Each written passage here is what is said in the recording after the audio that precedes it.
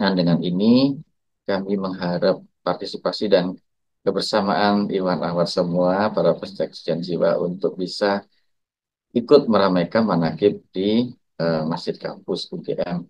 Meskipun waktunya mepet ya, dan beberapa saat yang lalu, kemarin kalau tidak ya, tepatnya itu kita mencari akomodasi yang pas untuk rombongan pengarsa Abah itu ya sudah agak sulit ya karena memang uh, apa namanya sudah pada penuh. Dan saat ini memang Jogja itu semakin lama semakin ramai menjadi kota wisata sehingga menjadi semakin berat untuk mencari akomodasi. Tapi ini menjadi tantangan tersendiri. Misal ada satu dua hotel di sekitar kampus UGM itu yang masih available dengan harga yang terjangkau dan kami tunggu ya. Ini flyernya belum muncul karena memang agak mendadak karena semula akan kita laksanakan rencananya di Masjid Gede Kauman gitu ya karena secara historis Masjid Gede Kauman itu memiliki tonggak sejarah untuk umat Islam yang sangat sentral, sangat penting juga karena posisi keraton di situ. Tapi sesungguhnya lah keterkaitan antara posisi Keraton Jogja dengan UGM sebagai institusi pendidikan itu tidak kalah penting ya karena UGM itu berada di atas tanah keraton dan hanya bisa berdiri karena diizinkan oleh Sri Sultan Hamengkubuwono ke-9. Jadi tetap ada kaitan yang sangat erat eh, kalau apa namanya perjalanan politik, kultural dan spiritualnya ya kalau kita melaksanakan manakib di Masjid Kampus UGM. Dan yang berbahagia malam ini sebagai pemangku hajat yang mulia Bapak Haji Andi Safrani dan Ibu Haja Pusparini, semoga dengan wasilah manakib online internasional ini, Allah memberkahi semuanya segalanya, selamanya untuk beliau berdua dan untuk keluarga besar, dan untuk kita semua termasuk para petugas manakib online tadi yang bertugas dengan sangat baik. Alhamdulillah kita memasuki hari ke-25 ya di bulan Rajab ini menuju akhir. Izinkan sebelum saya membahas beberapa topik yang sangat relevan pada bulan ini, terutama berkaitan dengan Mankobah ya bulan ini yaitu Isra dan Mi'raj. Ini saya mau promosi sebentar ya. Insya Allah nanti tanggal 25, maaf tanggal 16 ya, 16 Februari eh, kami di para ikhwan PGN Suraya Sinasa di Jogja mengikuti petunjuk dan instruksi dari Guru Agung Bangsa Baos akan melaksanakan manakib nasional di Masjid Kampus UGM. Jadi waktunya memang agak mepet. Semula eh, Bangsa Baos menghendaki manakib di Jogja itu akan dilaksanakan setelah Idul Fitri ya, setelah Lebaran begitu. Jadi bulan-bulan April atau Mei itu yang saya tanyakan langsung kepada beliau sebelum manakib pusat bulan Januari kemarin.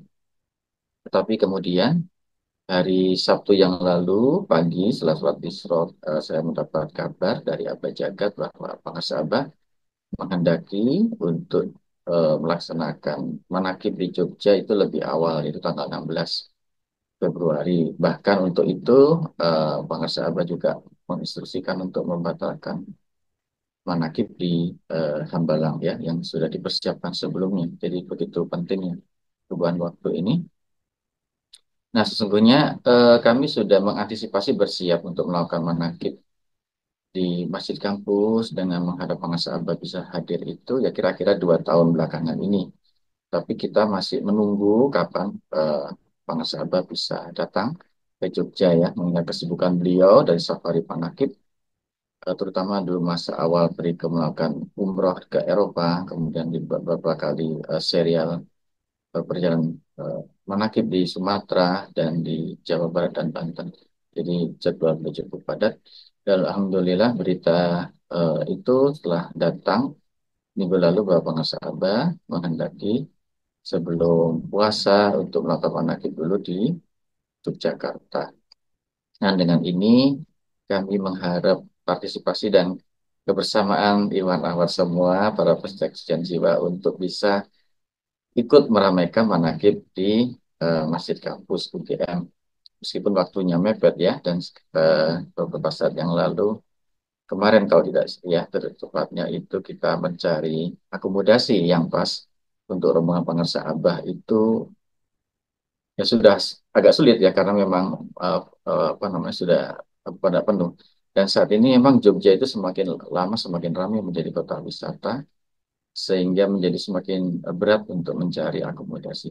Tapi ini menjadi tantangan tersendiri. Misal ada satu dua hotel di sekitar kampus UGM itu yang masih available dengan harga yang terjangkau. Dan kami tunggu ya. Ini flyernya belum muncul karena memang agak mendadak karena semula akan kita laksanakan rencananya di Masjid Gede Kauman gitu ya karena secara historis Masjid Gede Kauman itu memiliki tonggak sejarah untuk umat Islam yang sangat sentral, sangat penting juga karena posisi keraton di situ. Tapi sesungguhnya lah keterkaitan antara posisi Keraton Jogja dengan UGM sebagai institusi pendidikan itu tidak kalah penting ya karena UGM itu berada di atas tanah keraton dan hanya bisa berdiri karena diizinkan oleh Sri Sultan Hamengkubuwono ke-9. Jadi tetap ada kaitan yang sangat erat eh, kalau apa namanya perjalanan politik, kultural dan spiritualnya ya kalau kita melaksanakan manakib di Masjid Kampus UGM. Mudah-mudahan flyernya keluar besok begitu ya bisa kita sebar begitu. Nah, izinkan malam ini saya mengulas sedikit sebagian dari bagian-bagian umum dari pelajaran atau makna, kekayaan makna yang ada dalam peristiwa Isra Mi'raj ya. Saya kira ini udah dibahas berulang-ulang dan itu yang kita lakukan ya di dalam agama kita, dalam Islam, dalam Thariqah ini, yaitu melakukan sesuatu, baik itu ucapan, tindakan, perbuatan, amaliyah, secara berulang-ulang. Karena itu kemudian dengan ulangan-ulangan itu eh, kita menciptakan sesuatu, ada kedisiplinan, ada bangunan yang sedang kita bangun, ada perjalanan yang kita tempuh. Dan kita diajarkan juga di Toriko ini ada begitu banyak pengulangan ya, ada zikir, kita ulang sholat, berulang-ulang, amaliyah, berulang, dan hikmah yang kita ulang-ulang. Karena ini saya ingat sekali salah satu hikmat ilmu yang disampaikan oleh Kandayai Subhan al-Subhani ya, pengulangan itu menciptakan kualitas, pengulangan itu menciptakan bangunan yang lebih kuat, lebih solid ya, dan muncul keistiqomahan karena pengulang-ulangan itu. Dan demikian juga Allah sesungguhnya melakukan penciptaan itu melalui pengulangan-pengulangan ya, seperti matahari bersinar, kita tiap hari melaksanakan mengamati kehidupan kita berulang dari satu hari ke hidup yang lain gitu ya. Ada ketetapan yang terus itu terjadi. Nah, begitu juga dengan cara kita mengambil makna dari begitu banyak hikmah pelajaran yang eh, apa namanya tercurah ya bagaikan air hujan sebagaimana disampaikan pengarsa Abah Allah sering menggambarkan atau mensimbol hujan itu sebagai bentuk hikmah, bentuk cahaya yang meluber ya kepada bumi kepada kita sebagai penerima hikmah dan ilmu itu. Nah, di dalam Mankobah juga disampaikan adanya peristiwa-peristiwa yang mungkin di kisah-kisah di luar Toriko itu tidak keluar, tetapi kita alhamdulillah beruntung di dalam Toriko ini kita mendapatkan kisah-kisah tambahan ya sehingga kita lebih memahami bagian-bagian yang agak rahasia begitu di dalam kisah Isra Mi'raj. Salah satunya ketika Tuan Syekh Abdul Qadir Jalani tiba-tiba muncul pada saat Rasulullah membutuhkan tangga gitu ya. Tetapi saat ini malam ini kita tidak akan membahas itu karena saya kira butuh kajian lebih spesifik. Yang jelas adalah bahwa kalau kita lihat dari ini kebiasaan orang filsafat ya melihat sesuatu itu dalam kacamata yang lebih luas, lebih abstrak begitu. eh, Orang-orang lain mengatakan lebih mendalam atau lebih mendasar. Nah, dalam kisah Isra Mi'raj ini ada begitu banyak hal pelajaran yang bisa kita petik ya. Dan saya kira semakin lama, semakin waktu berjalan, semakin lama umat Islam itu mempelajari kisah-kisah ini, ada semakin banyak makna, semakin banyak hikmah, semakin banyak cahaya yang terus-menerus terungkap gitu ya. Dan itu tugas kita uh, sebagai manusia, sebagai umat Islam yang diberikan kemampuan akal untuk berpikir dan diberikan hati untuk mengingat ya, mengingat Allah.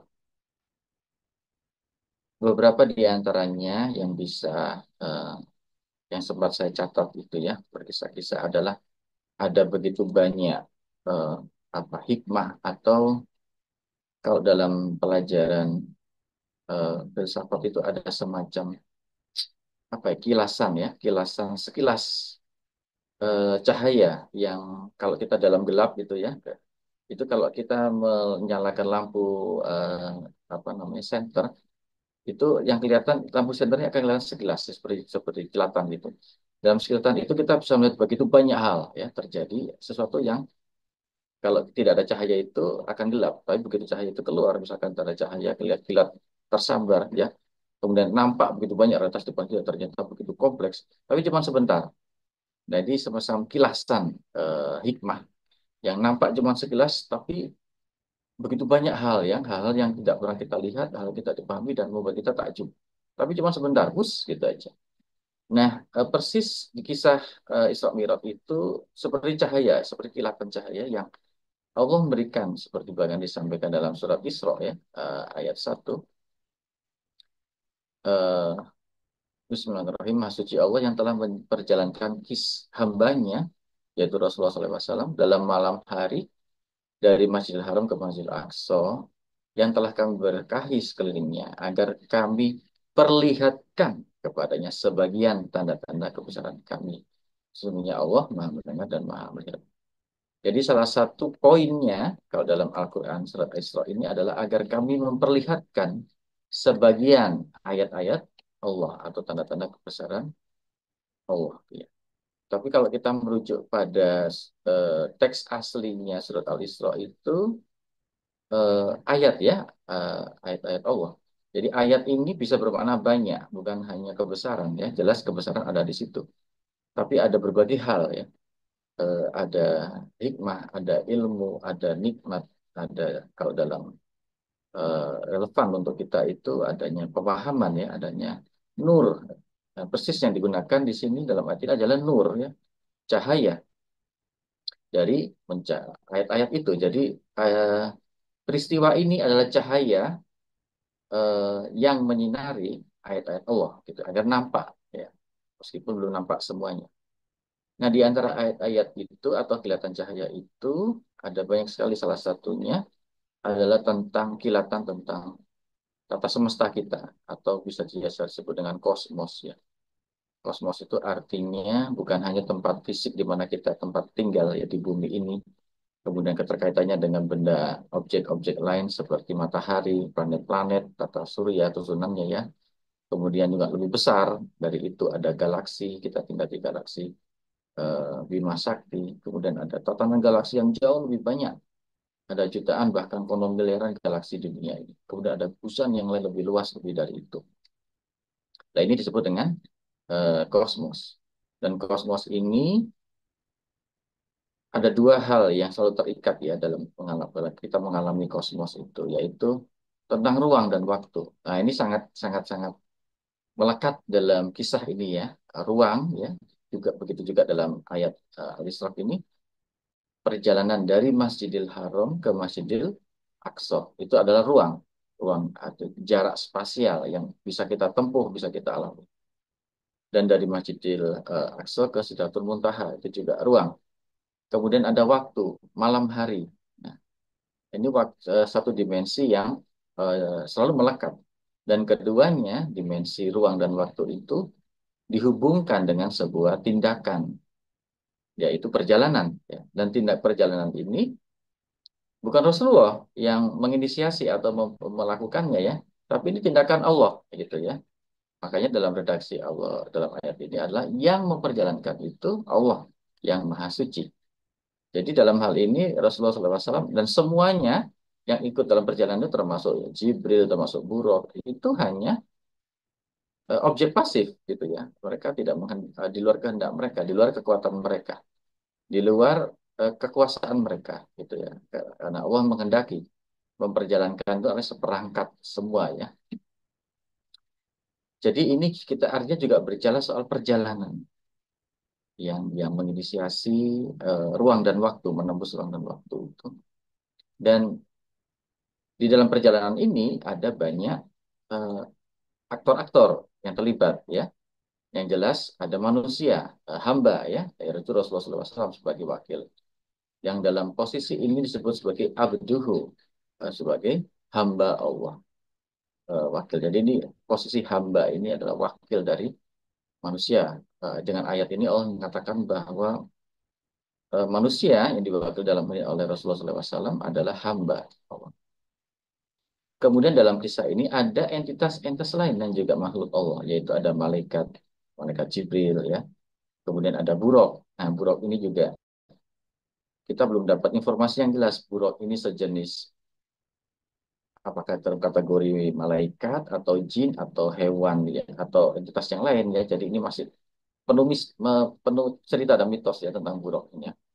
Tapi dalam mankobah yang kita dengar, Tuhan Syah ini luar biasa ya. Artinya ada dialog antara Buraq dan Rasulullah SAW gitu ya. Dan ini sangat sangat sangat sangat menarik eh, apa namanya kisahnya ya. Kemudian eh, di dalam peristiwa-peristiwa ini yang paling penting juga peristiwa ini menunjukkan adanya keterhubungan hubungan antara aktor-aktor ini ya Rasulullah SAW, Jibril, Buraq dan yang paling penting adalah hubungan antara aktor utama dalam kisah ini yaitu Rasulullah SAW dengan Tuhannya, dengan Tuhan kita Allah Subhanahu Wa Taala.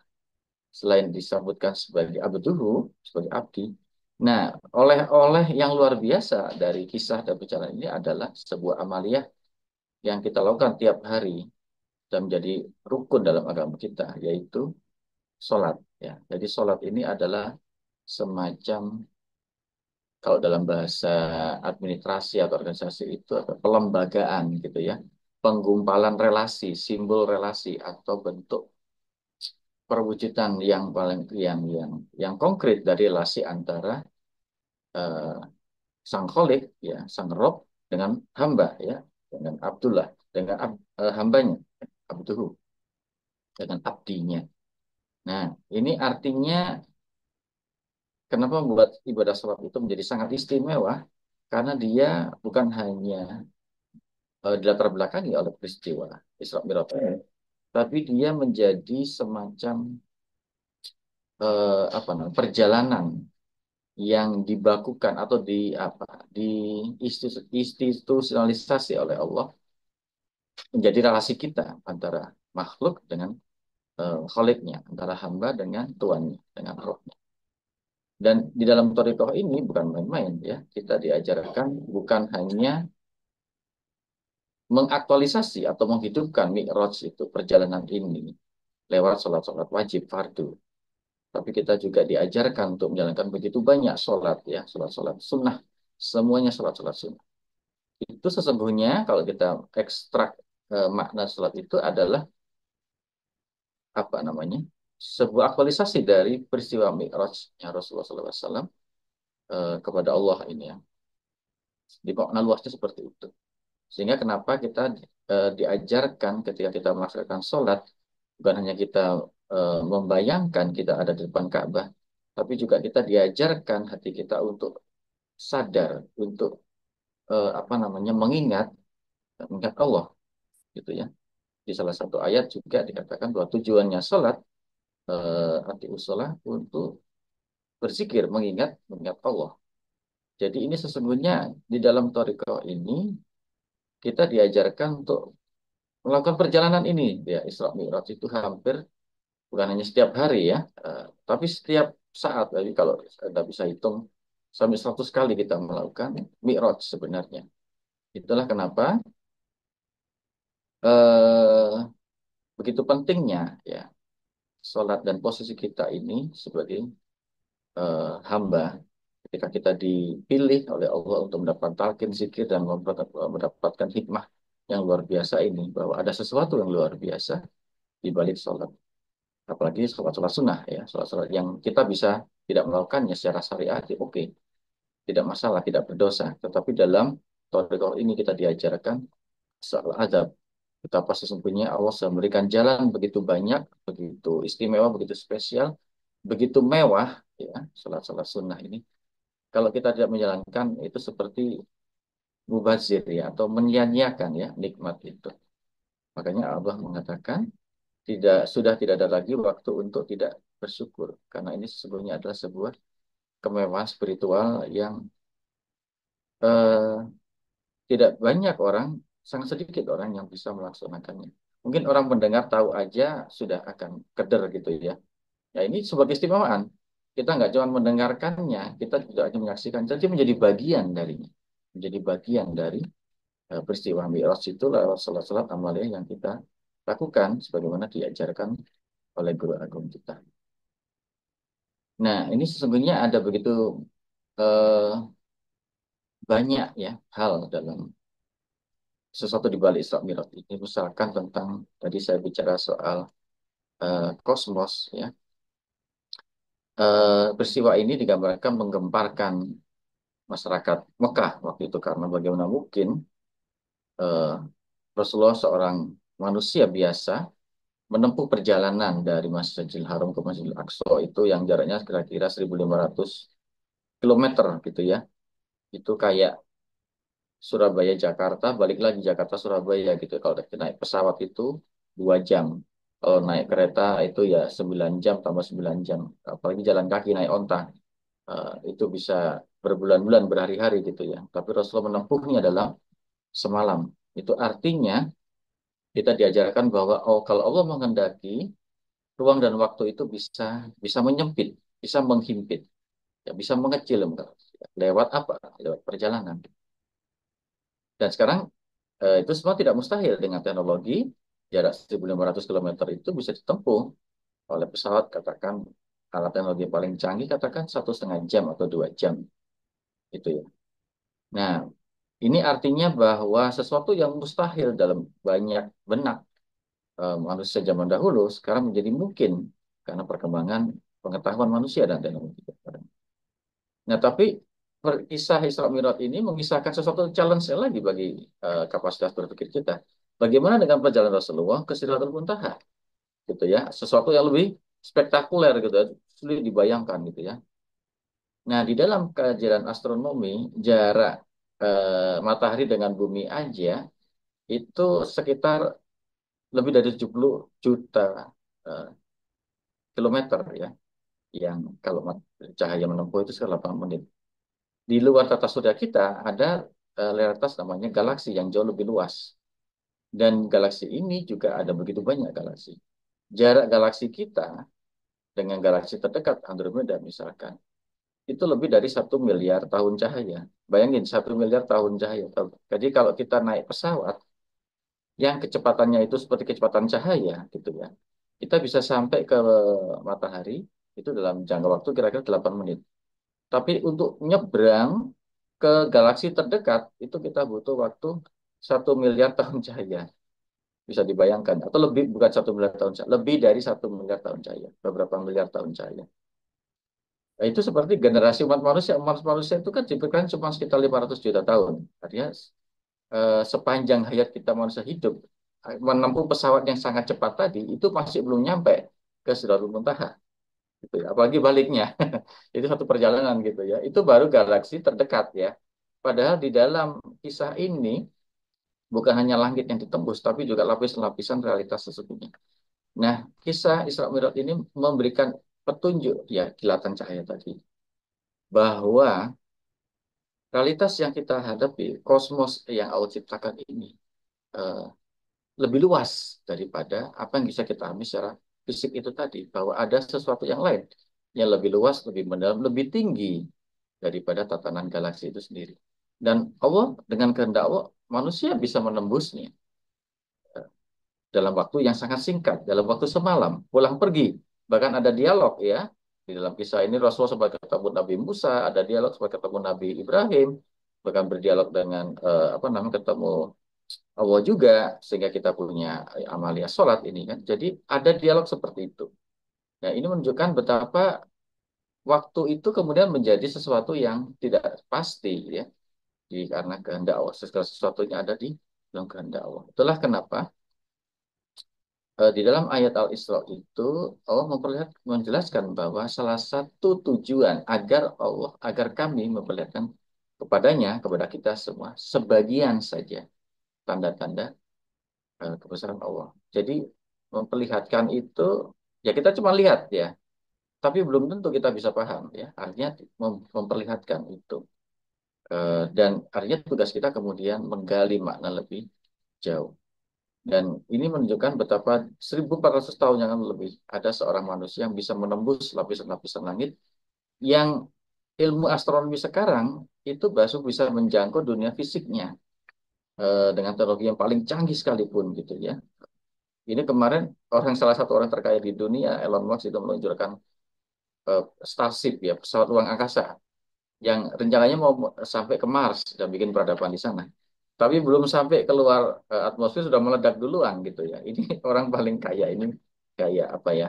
Versi korunnya, versi KW keberapa di zaman sekarang gitu ya. Belum berhasil. Nah, ini saya kira satu pelajaran bagi kita betapa dahsyatnya ya satu ayat-ayat Allah itu sendiri. Dan kedua, kuasaan Allah, kemahabesaran Allah dengan ayat-ayat itu.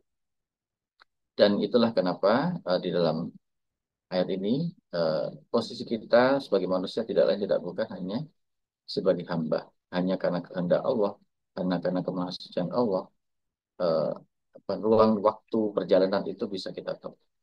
Dan juga perjalanan ini juga sangat sangat penting. Kita semua menjalankan perjalanan. Dan itu juga yang berkali-kali dijelaskan oleh para sahabat mengenai pentingnya talqin ya untuk menuntaskan perjalanan kita. Hanya dengan perjalanan inilah ruang dan waktu yang kita alami itu bisa kita tempuh dan kita selesaikan. Dan kata para sahabat, perjalanan kita sesungguhnya sudah selesai. Ya, tinggal kita mau maknainya, kita tinggal bersyukur. Saya kira begitu, kurang lebihnya mohon maaf atas segala kebingungan dan hal yang tidak jelasan. Mudah-mudahan bisa kita kembangkan di lain waktu. Semoga Allah memberkahi semuanya sekalinya selamanya. Terima kasih Ustaz Nur Rahman. Assalamualaikum warahmatullahi wabarakatuh.